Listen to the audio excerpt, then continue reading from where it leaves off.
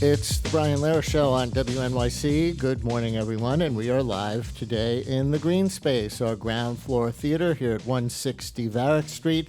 When we're in the Green Space, you can watch the show as well as listen. Go to WNYC.org for live streaming video or our Facebook page, the WNYC Facebook page. We have another sold-out house. Thank you all for coming. Although in this case, sold out includes a whole bunch of people who got tickets for free that we offered to voters from Queens. And that's because the second hour of the program today will be a debate among all 7 candidates running in the Democratic primary for Queens District Attorney, on June 25th. You know, after nearly 30 years of the old school DA, Richard Brown, on the ballot will very much be not just the names of the candidates, but what a district attorney should be in the age of criminal justice reform, as well as fighting crime. So that's coming up in an hour with all 7 candidates. You wouldn't know from watching national TV news yesterday that there are many more than 7 candidates in the Democratic presidential race. Mostly there was coverage of Joe Biden and Donald Trump both campaigning in Iowa, and the optics of each going after the other as if they were in a general election. But in the case of Biden, the contrast was not just in the ways he attacked Trump, it was in the way he did not attack a protester. The moment came when a guy stood up and started heckling Biden, and a staffer at the rally tried to remove the guy.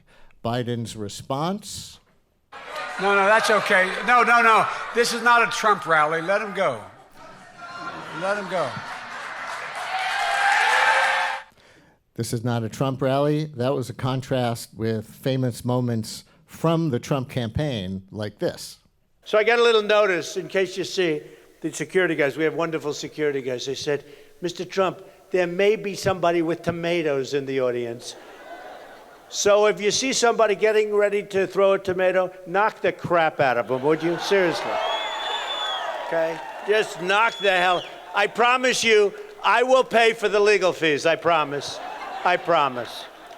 And in the case of Biden yesterday, it went on when the heckler didn't stop after that first thing that Biden said, and the staffer tried to remove him again. Okay.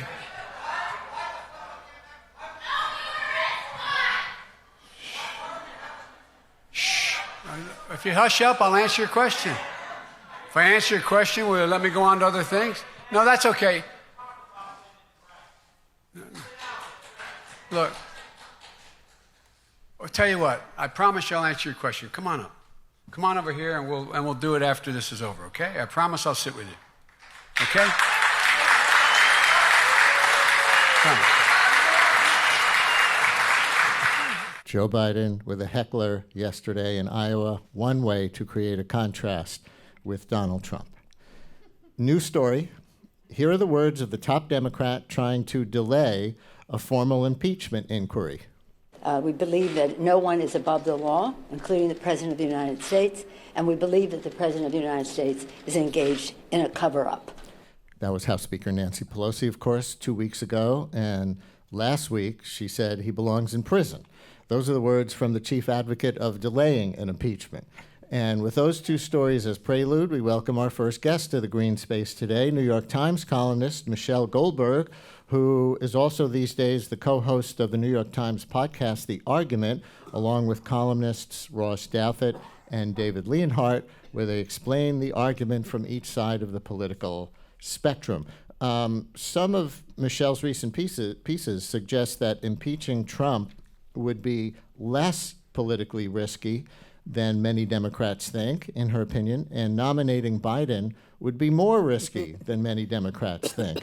She also wrote very interestingly last week about how the rise of the internet originally opened up a new world of candid conversations about motherhood, but the rise of social media on the internet kind of shut it down, and how post-Roe versus Wade America would not be like pre-Roe America. It would be worse. So please welcome Michelle Goldberg to the Green Space.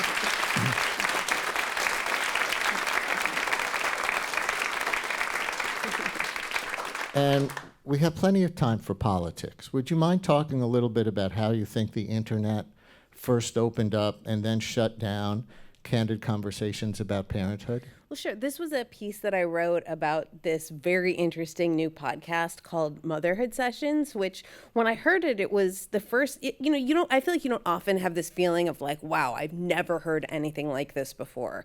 But this podcast basically lets you listen in on other people's therapy sessions. They record therapy sessions in a podcast studio, usually with new mothers or women who are struggling with some aspect of motherhood. And they talk to this reproductive psychiatrist named Alexander Sachs.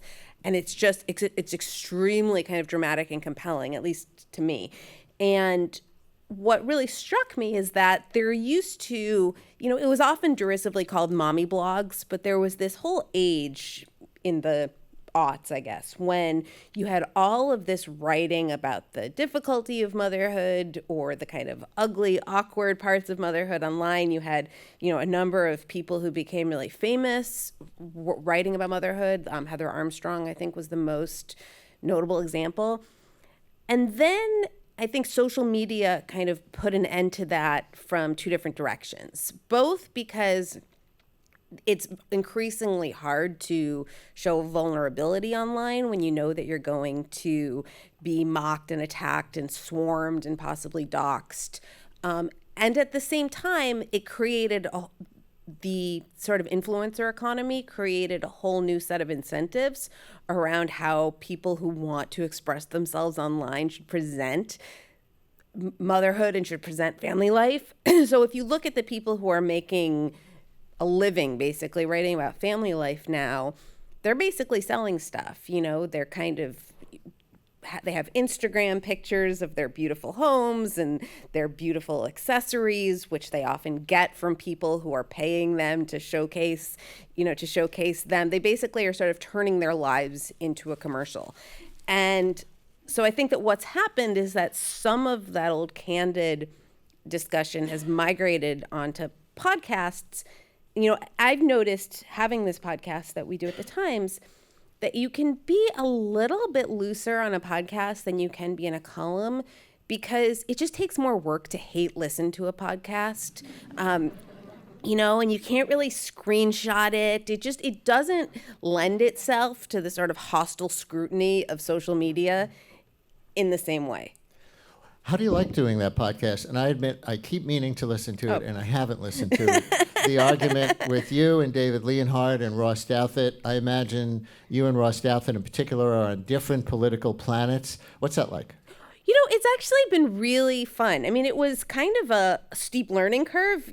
I kind of had imagined, I come on your show, I know how to sit down and talk, but actually sort of shaping it is more work than it looks like, as you obviously know.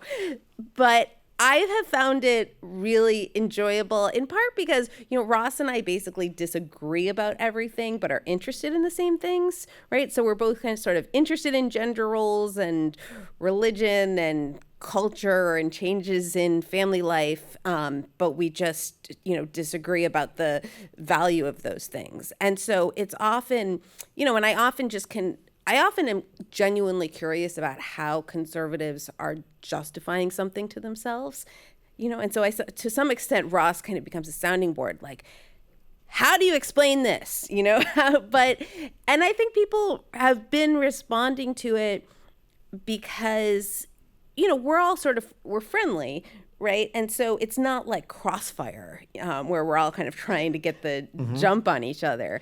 It's a real discussion. And so it's, and sometimes it's pointed, but it's not hostile. And so you actually can try to tease out, like, wait, how is it that you think this thing that seems to make no sense to me? Or how do you kind of, how do you make sense of this? Do you think you ever convince each other or change each other's minds about anything? Or is it just like the last place in America where people who disagree can have civil discourse?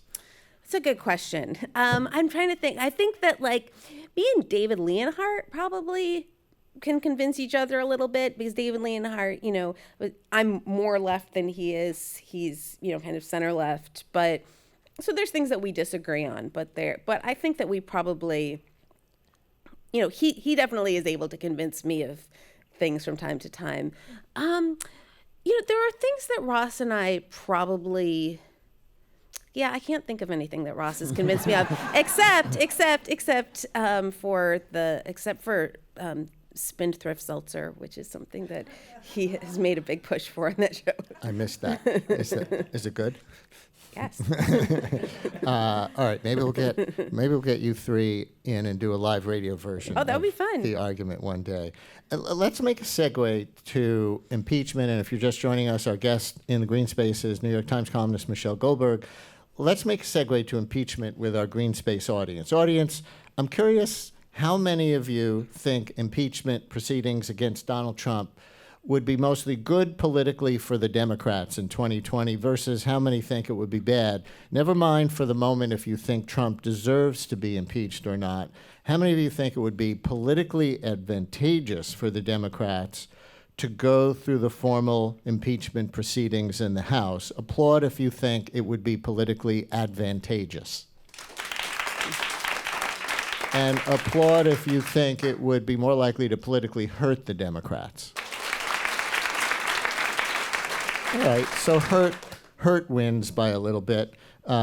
Michelle, you want the Democrats to go there, it seems from reading your columns, and you think the conventional political wisdom that it would hurt them is wrong. Well, I just don't think we know, and I don't think anybody knows. And so I think that there are big risks on both sides.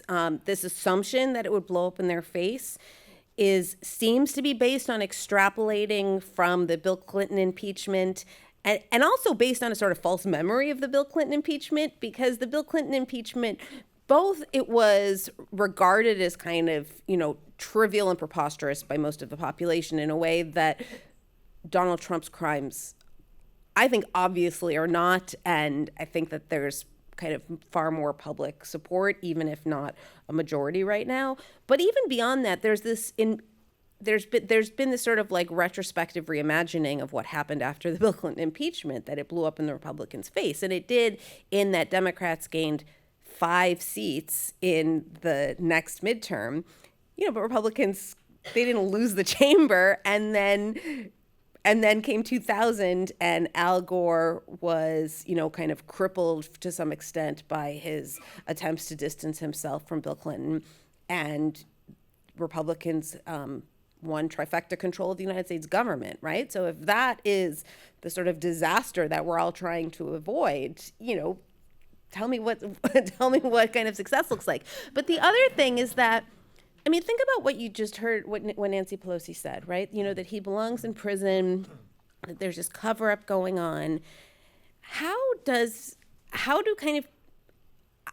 don't understand, and I haven't heard a good explanation from anybody in the Democratic Party of how they think people out in the country are supposed to understand a party that says simultaneously, he's broken the law, he's, committed crimes, he's engaged in this cover-up, he's obstructing justice, he deserves to be impeached, but it's too dangerous for us to impeach him. He deserves to be impeached, but what about 2020?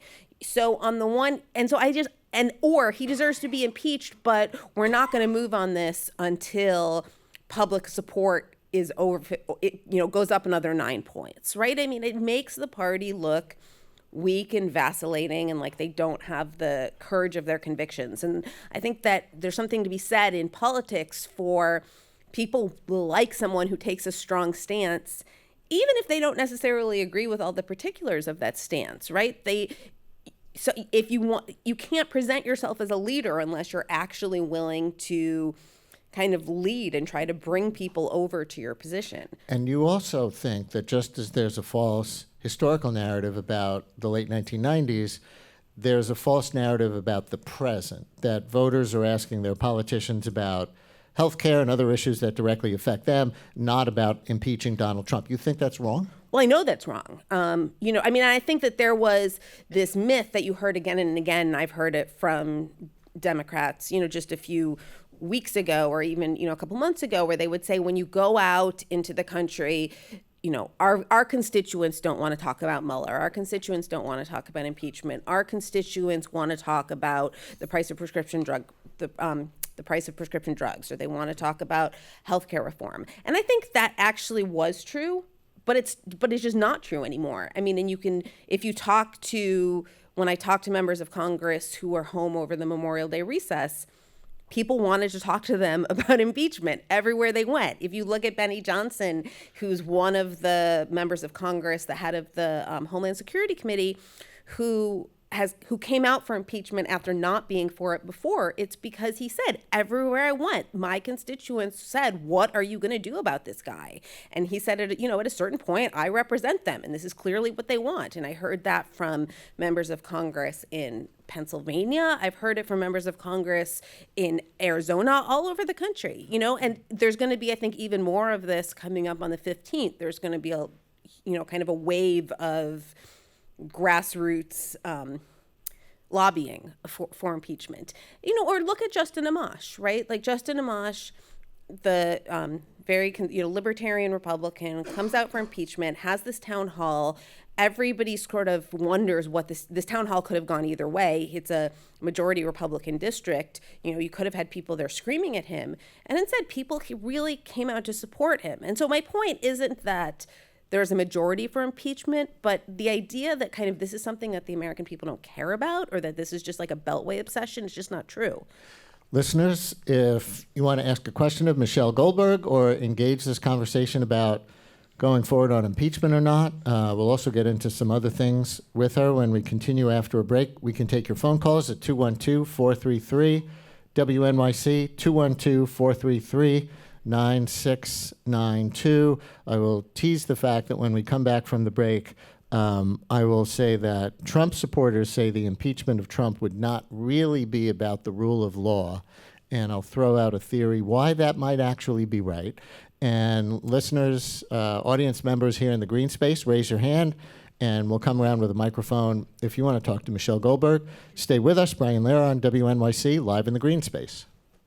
50 years ago this month, an uprising at the Stonewall Inn sparked the gay liberation movement and the struggle for LGBTQ civil rights.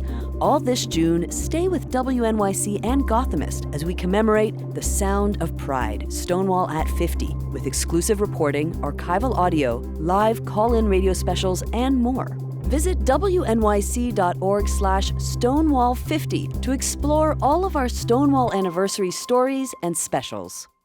WNYC is supported by Ink, the new play starring Bertie Carvel and Johnny Lee Miller about a brash young Rupert Murdoch and the editor he hires to change the way the world gets its news. Now through July 7th. Tickets at inkbroadway.com. The Human Rights Watch Film Festival, 13 films plus discussions on today's human rights challenges, co-presented by the Film Society of Lincoln Center and the IFC Center, June 13th to 20th. Tickets at ff.hrw.org. WNYC is a media partner of Broadway in the Boroughs. Starting the season, the Mayor's Office of Media and Entertainment brings performances of musicals Hadestown and Mean Girls Friday, June 14th in Restoration Plaza. Info at nyc.gov/MOME.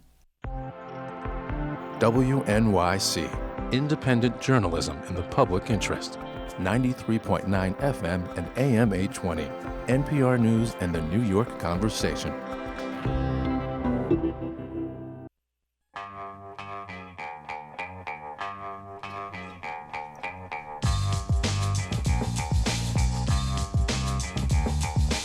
Brian Lehrer on WNYC, live in the green space today. Our first guest is New York Times columnist Michelle Goldberg.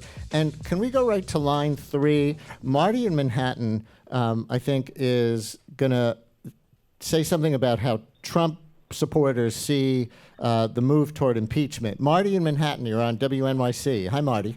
Yes, good morning. Really, you guys got to get over this. He's our president, and in my opinion, he's done a great job so far. And you guys keep talking about impeachment. You've been talking about it since day one. So, thank you very much. I'm going to interpret that a little bit. It's like Trump supporters say the impeachment of Trump would not be really about the rule of law. That, as he said, you, meaning Democrats, have been talking about it since day one. And so it's really about Democrats not liking the fact that Trump was elected in the first place, or not liking the policies, really, that Trump was elected on, and wanting to take power any way they can. My question is there a grain of truth to that in this way? I could make a case that Democrats don't walk around in America saying to themselves, "Oh, that Donald Trump, he told Don McGahn to fire Mueller," or "he got Michael Cohen to hide his hush money payments to Stormy Daniels." They walk around saying, "Oh, that Donald Trump, he's a racist, sexist, authoritarian demagogue who's dangerous for America and the world." Much bigger issues, really. How much do you think something like that is really top of mind, and really why Democrats who are hot to impeach Trump are hot to impeach Trump? I mean, I think that that's why Democrats hate Trump, but I don't think that that's why they are hot to impeach him. And, and remember, the person who's going to be president if Donald Trump is removed from office, which is not even going to happen, is Mike Pence, not Nancy Pelosi. And so I think that it's true that Democrats have seen Donald Trump as illegitimate from day one because he actively solicited the intervention of a hostile foreign power. And we now know that obstructed the investigation into the role that hostile foreign power played in the election. We also now know that he committed campaign finance crimes to become president. And he breaks so many laws and eviscerates so many norms on a daily basis that it's not even possible to keep track of them anymore. And so I think that what drives them mad about this presidency, besides just Donald Trump's kind of utter moral depravity, is the sense of impunity, the sense that he can just kind of flout the rules, kind of tell the government not to cooperate with congressional oversight, tell his attorney to commit fake records, have his other attorney leave these voicemails because apparently he never watched The Wire and listened to Stringer Bell, but has him leave these kind of thuggish voicemails about, how well, Donald Trump still wants to take care of you, Michael Flynn. The fact that his personal attorney is now in prison in part for a crime that helped Donald Trump get elected, his campaign chief or his campaign CEO? I can't remember Paul Manafort's title, but look, everybody who ran this campaign, almost everybody except for the president and his family and Steve Bannon, has now been convicted of a felony. This is a criminal enterprise, and I think it is almost, I don't even know that there's any debate really among serious people that if Donald Trump wasn't president, he would have already been indicted. And so I know that, like our caller, they might just be like, suck it, he won. But I think that there's a serious argument that impeachment might backfire. I don't think there's a serious argument that impeachment isn't warranted. Let's go to Janice in Brooklyn on line 6. Janice, you're on WNYC. Hi there. Hi, I'm listening. I don't understand what the backfire is. Maybe that's the difference between people like me who want the impeachment proceedings to begin and people who don't. Sometimes when you don't know how dangerous something is, it just makes you, I think, the difference between bravery and courage. You don't know what you're going into, but you got to do it. And then when you get in there, you deal with it. And if it's the right thing, it's always going to come on top. But you just have to put your energy into it. Janice, you can't let it happen by itself. Why do you want Donald Trump impeached? All the reasons that I just heard mentioned. All the reasons. He did so many things that it is impeachable because it's against the law. All the people that covered up, even Pelosi, she said it straightforward, and that if he keeps on doing what he's doing, he's asking for it. It's like a joke when you tell somebody stop it and they keep doing it, stop it and they keep doing it. It's a cartoon. Janice, so you have to do something to shut up. Thank you so much for your call. Please call us again. Janice, you're getting applause from the Green Space audience. Thank you for your call. Let's go to line 5, Louise in Manhattan. Louise, you're on WNYC. Hi. Hi, thank you for taking my call, and I could take any response off the air. I just wanted to say I attended a town hall meeting of Representative Delgado in New York 19 over Memorial Day. In the upper Hudson Valley. The Hudson Valley, a fairly liberal area within his district, which is large. Not one question from anyone in the audience on impeachment or investigation. Only things, related to the direct concerns of the people who attended.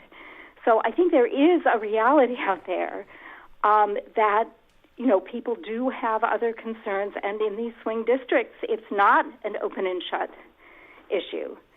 Well, how recently was the town hall? I believe it was Tuesday, the 29th of May or something like that. Oh, so very recently. Yes, very recently. That's my point. What were the top concerns that people brought up? I'm curious. Certainly health care, and certainly relief for agricultural, businesses and concerns in the Hudson Valley. Mm-hmm. I think, kind of fairly typical local issues up there. Louise, and go ahead. A couple of other people with their own individual agendas, which kind of didn't reflect, I think, the sense of most of the people that were there. But nobody brought up impeachment. Louise, thank you so much. Well, that's an interesting example. I don't know how much it's bellwether for the country, but it is a swing district. Delgado defeated a Republican there. He was part of, the Democrats taking the House in 2018. Reaction? I don't doubt it. I just think, I have heard from members of the judiciary, particularly from members of the Judiciary Committee, where this is the most live issue. Several freshmen, who are the people that you would think that Nancy Pelosi is most concerned with protecting, her sort of frontline Democratic new members. I've talked to several people on the Judiciary Committee including from Pennsylvania and Arizona, who, when they went home, they said, one woman told me that it was 8 minutes into her first town hall when she got her first impeachment question. And so, I don't doubt that this happened in the Hudson Valley. Yeah. I'm saying that there are people out there in other swing districts Also that are extremely, hearing it. yeah, for whom, the kind of preservation of the rule of law is a very live issue. Let me use that to segue to the topic of Joe Biden. And listeners, if you're just joining us, my guest is New York Times columnist Michelle Goldberg. Just as you argue impeaching Trump is less risky than some others think, you think nominating Biden would be more risky than some Democrats seem to think. Want to make the case? So I like Joe Biden, right? I just think that you already saw with his change of position on the Hyde Amendment in the last week, which is the amendment that bars Medicaid funding for abortion. Now, on the one hand, I think it's great that Joe Biden has now come around to my position on Hyde Amendment, and kind of come around to the mainstream position on the Hyde Amendment. But I just think that kind of spending watching Joe Biden spend the next 18 months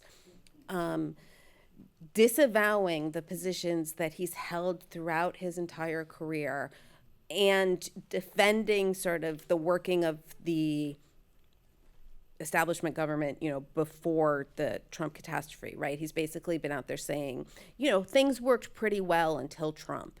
And so it's not that far of a leap from, Hillary Clinton's America is already great. And, it could be, look, I think if Hillary Clinton was a man, she would have beat Trump. And so it could just be that, he very well might beat Trump, and certainly the polls show him beating Trump right now. But I think he has a lot of vulnerability, and I think that those numbers have a long way to fall once he is literally beaten up over every position that he's taken in his very, very, very long public career, from busing to Anita Hill to the Iraq War to the bankruptcy bill. I mean, it's just, he's going to be sort of contorting and apologizing, for months and months on end. And I think that there are other candidates who don't have all that baggage. And, one of the things that people love about Joe Biden that they think he's authentic, he's warm. I wonder how authentic he's going to seem after he, again, sort of has to do all of these triple, double reversals. It's not just authentic. I think part of the electability argument is that the Democrats won back the House last year largely because of white suburban women, fairly moderate voters, who were horrified enough by Trump's first 2 years. And to those voters, quote unquote, Uncle Joe running on national unity would be a reassuring choice up against Trump compared to more progressive and consistent candidates who you may like better on policy, like Warren or Sanders or Gillibrand or Harris. Want to take that on? So first of all, I don't know that. I mean, I talked to a lot of those women in 2018, and they're horrified by Trump, but I don't know that they necessarily have any kind of are longing for bipartisanship, right? I mean, I think that they have become kind of radicalized, if not with regard to policy, with regard to the Republican Party.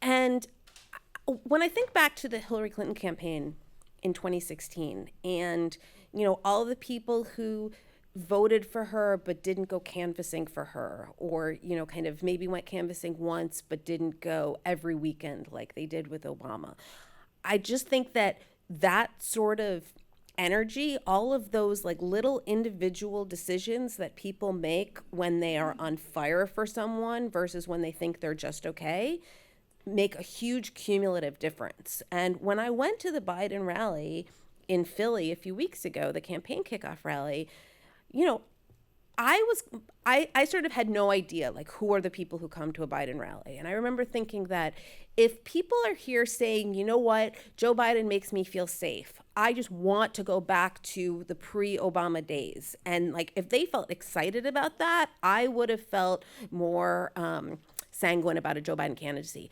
But instead, what I kept hearing was like, we've just got to beat Trump. I might like Elizabeth Warren, but we've just got to beat Trump. And I don't think that either party has a great record in the last, 4 or 5 elections when they sort of try to overthink things and try to pick a candidate who they think will appeal to other people as opposed to a candidate who's going to get them out of bed in the morning. Let's take a question here in the green space. Hi. Hi, I love the New York Times. I just need to ask you, though, why are some of our rallies not covered at all? I've been to so many things. The resistance is strong. I think it would be great for national confidence to know that people are going to these things. And so I'm just wondering if you have any input from that and whether you can change it so that we get more coverage of it. Well, which rallies are you talking about? There have been a variety of things for science, for Planned Parenthood, for all kinds of things where nationally people turn out. And I just feel like I look at the paper the next day and there's like nothing about it. And I'm just frustrated. Well, I can't change it because, the opinion section and the news section are kind of completely different. Right. You're not the stealth executive editor? Yes, we're like completely siloed. I would say that I think that protests either have to, in my experience, to kind of be for people to feel like they're newsworthy, they either have to reach a certain size, or else they have to be somehow surprising or different in ways, and it's not always easy to articulate what those ways are. But I remember, right after Trump was inaugurated and there was this kind of feeling of widespread terror in the land, some of the protests that got a lot of attention were people protesting outside Chuck Schumer's apartment in Brooklyn because it was just sort of so unusual, right? People were protesting outside of Chuck Schumer's apartment because he was insisting on voting for a lot of these nominees and talking about how he could work with Trump, and his own constituents, including members of his own synagogue, were so appalled. And so that kind of gives you, what people call in the news business a hook, right? The thing that makes this protest newsworthy or kind of indicative of something like zeitgeisty, for lack of a better word. And so, that's what kind of people who, either journalists or editors or TV news producers, they're sort of always looking for that hook. And, people protesting in favor of Planned Parenthood is a little bit, particularly in New York City, it's a little bit of a dog bites man story, as much as I sort of wish it was otherwise.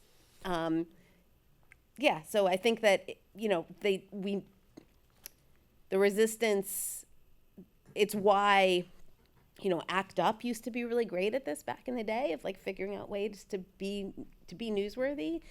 And I've been kind of trying to figure out what is like the next stage of the resistance, and so if you have thoughts about that, I would tell me after.